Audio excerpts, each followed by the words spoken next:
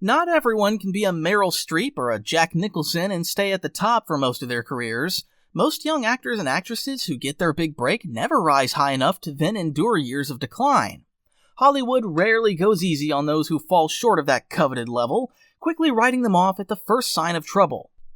Today, let's talk about two actresses who gained popularity in the 1990s.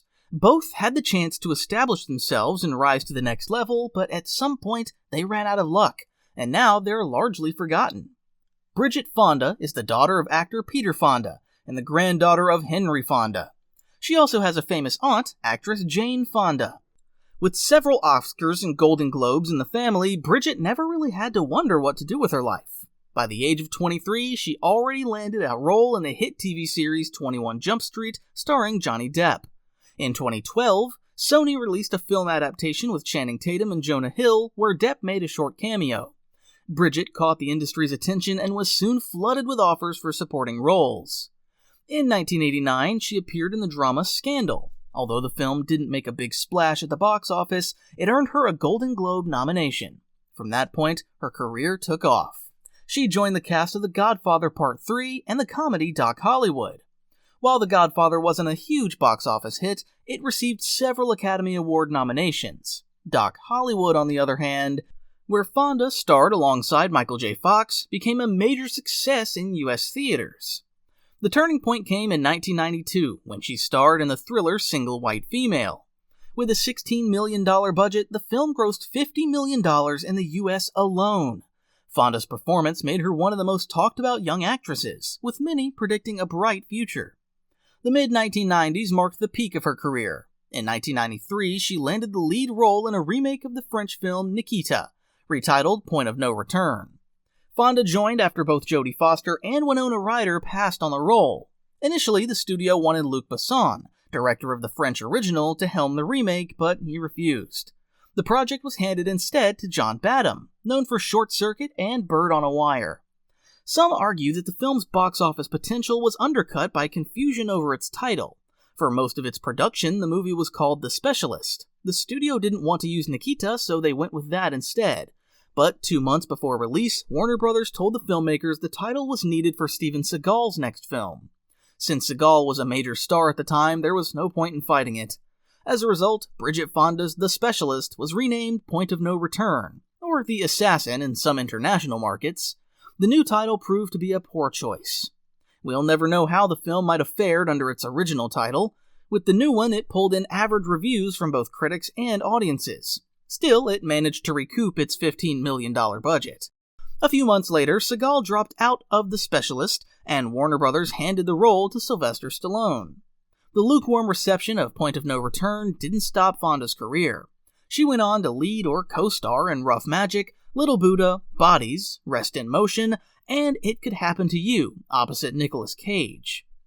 While It Could Happen to You wasn't a big hit in the US, it found an appreciative audience overseas. Fonda was careful with her choices, mixing smaller indie projects with bigger studio films. Even as her fees grew, she resisted the temptation to take roles just for the paycheck.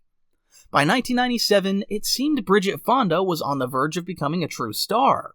Quentin Tarantino noticed her and invited her to join the cast of Jackie Brown. Few could have predicted that Tarantino's film would underperform at the box office, with some calling it the weakest of his career at the time.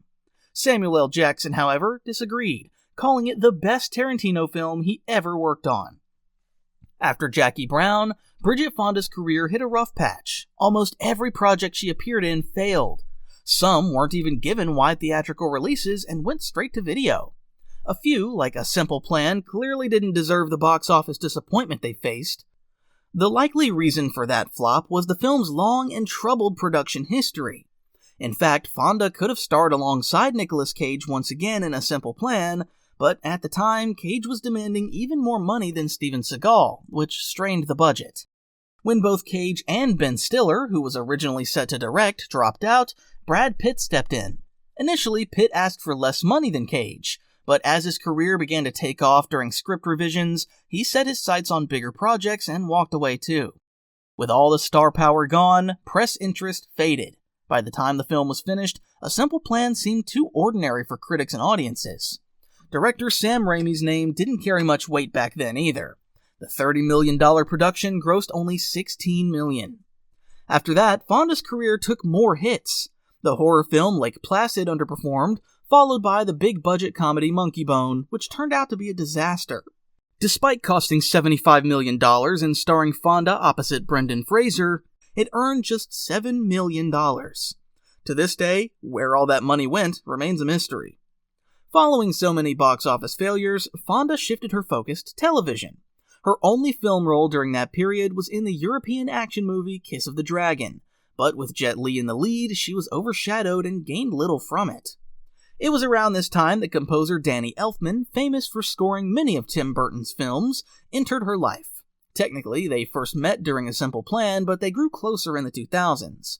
Deciding she didn't want to keep doing mediocre TV movies and series, Bridget Fonda chose a different path. She married Elfman and stepped away from Hollywood.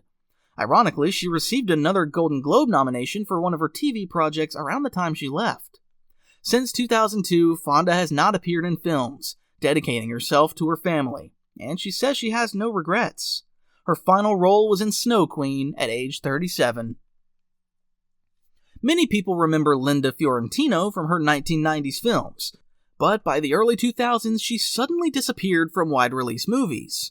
Her career had started strong in the 1980s with Martin Scorsese's After Hours. While not a box office hit, the film earned critical praise, and Fiorentino got noticed.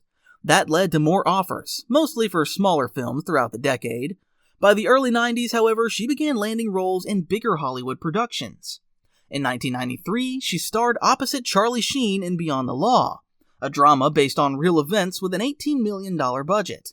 The film was meant to compete for awards, but legal problems at the studio forced it straight to video. Even so, audiences appreciated it over time. The real turning point came in 1994 with The Last Seduction, which earned Fiorentino a BAFTA nomination for Best Actress. You'd think that would boost her career, but things went downhill instead. In 1995, William Friedkin's thriller Jade flopped spectacularly. With the $50 million budget, huge for that type of movie, and a respected Oscar-winning director behind it, expectations were high. But along with Showgirls, released the same year, it marked the end of the erotic thriller trend. Despite the hype, it grossed just $9 million. Fiorentino had turned down the role several times, but the studio kept pushing, offering generous pay. About a third of the entire budget went to actor salaries, and another $4 million went to screenwriter Joe Esтерdas. Ironically, Esturras later said the film has nothing to do with his original script and called it garbage. The studio paid him off just to keep his name on the project, hoping to promote it as coming from the writer of Basic Instinct, Flashdance, and Jagged Edge. It didn't help. Jade bombed, and Esturras earned a Golden Raspberry nomination, just like with Showgirls.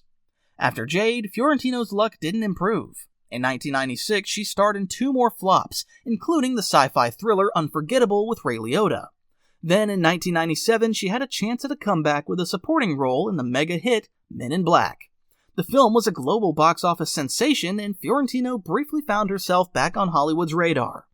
But whether it was poor role choices or mismanagement by her agent, her career stalled again. Her only notable role after that was in Kevin Smith's Dogma. Most of her other projects either went unnoticed or straight to video. When Men in Black 2 entered production in 2001, her character was written out entirely during script rewrites. Her last major theatrical release came in 2002 with the action film Liberty Stands Still, alongside Wesley Snipes.